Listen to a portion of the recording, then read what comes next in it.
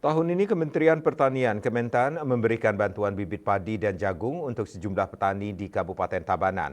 Total bantuan untuk kedua benih itu dialokasikan untuk menjangkau seluas 2.252 hektar menyebar di sejumlah subak atau kelompok tani atau poktan.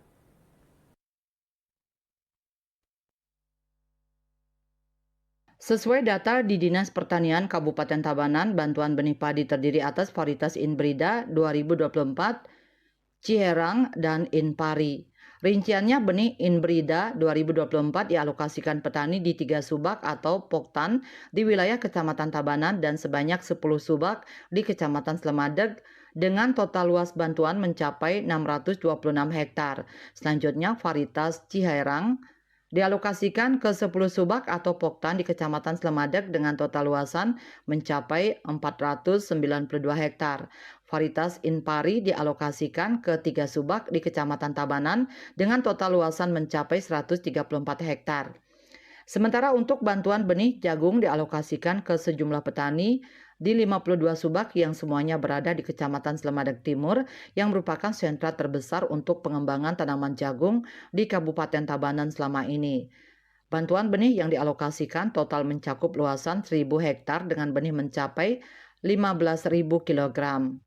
Kabid Tanaman Pangan dan Horti Dinas Pertanian Kabupaten Tabanan Inyoman Swadiaya Kamis 2 Mei mengungkapkan, tahun ini sejumlah petani di Kabupaten Tabanan kembali mendapat alokasi bantuan dari pemerintah pusat dalam bentuk benih padi dan jagung.